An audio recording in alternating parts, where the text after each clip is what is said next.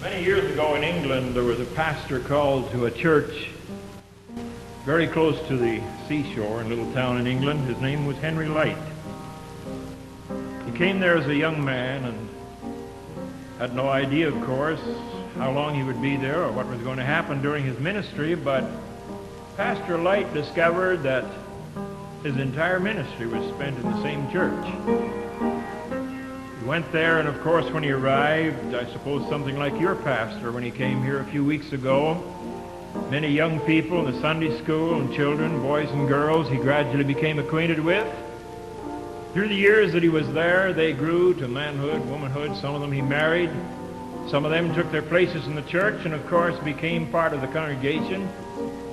Some of the older people that were on in years when Pastor Light arrived, some of them had passed on. He had conducted their funerals.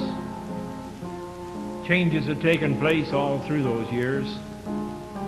And he discovered while he was still comparatively young in years, actually, that his health seemed to be failing, and so he called on his doctor one occasion, and the doctor examined him thoroughly. He said, "Pastor, I'm sorry, I don't have a very good word for you." He said, "Even though you're still a comparatively young man," he was still only in his early 50s, he said, "even though you're still perhaps what you might consider the prime of your life," he said, "you've worn yourself out." He said, "You've given yourself to this congregation and to this community and to the work and the people of this church until Pastor," he said, "I'm sorry, there's nothing we can tell you that is very encouraging." He said, "The only thing you can do is, if you can find your way clear to take a vacation," he said, "what you should do is take a vacation somewhere in the South Country and spend some time there and try to regain your strength and your health." And he said, "Perhaps you'll prolong your life a little." But he said, "Pastor, the most important thing right now," he said, "you will have to announce your farewell." He said, "There's nothing for it but that you'll have to leave the ministry at least for a time." He said, "You'd better announce your farewell to these people and tell them you'll be leaving at least for a time, and maybe you can prolong your life, but I'm sorry, Pastor, but that's it." Well, he thought about it, of course. After some weeks, he decided, because he didn't sense any improvement in his physical well-being, he decided he better take the doctor's advice.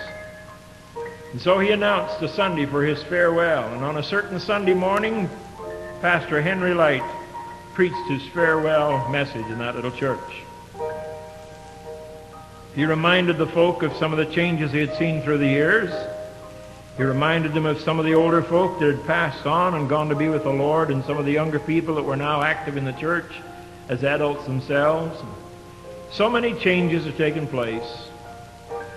And after that service, of course, there was the usual embraces and farewells and hugs and sobbing and so on. You can imagine what it would be like.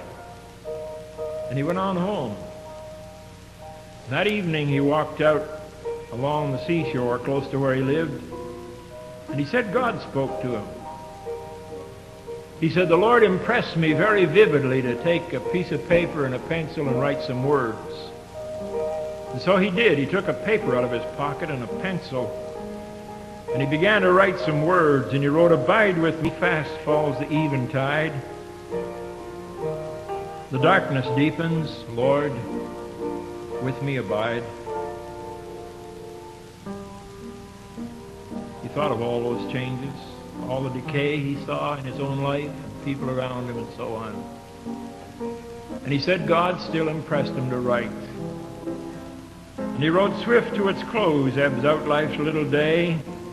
Earth's joys grow dim, its glories pass away. Change and decay and all around I see. O thou who changest not, abide with me." And as he reminisced and thought about his own condition and the need, and now the fact that he was no longer the pastor of that congregation. He had resigned as of this morning, and now he was no longer their pastor. He made his way home that evening and sort of forgot about it for a little while. A couple of weeks went by, and he thought of those words that he'd written that day, and he took them out, and it seemed that God impressed him somehow or other to write again. And so he scribbled a few more words, and he wrote these words: "Hold thou thy cross before my closing eyes, shine through the gloom and point me to the skies. Heaven's morning breaks, and earth's vain shadows flee. In life, in death, O Lord, abide with me." And before the following Sunday, they conducted his funeral in that church. Pastor Light only lived 3 weeks after he wrote those words. There's a bit of a controversy over the year he died. Some have said 1847, some have dated it 1854. But in that period of time, his ministry finished, the song was written, and he went to be with the Lord. But you know, every once in a while, there are publishing companies, even now, who will send out questionnaires to people. Maybe some of you have received a questionnaire at some time from a religious publishing company, and they'll ask you to list your favorite hymns in order of your own thinking of their priority. Do you know that there's very seldom a list ever been compiled, but what the song "Abide With Me" is included on it? Pastor Light has been dead these many years, but his song lives on. We sing it to console people who are in sorrow. We sing it at funerals. We sing it in church services. We quote the words sometimes when people are sick or in need. And the words have meant so much to so many. It still lives. I'm going to do something that to you may be a little different than what you'd expect. I'm going to play that song for you, if I may. I want you to think about the words and think of its significance to its author, Brother Light. I'm going to play it for you on the handsaw. I have my handsaw here. That may sound a bit strange to you, but I'd like to play that number for you, if I may.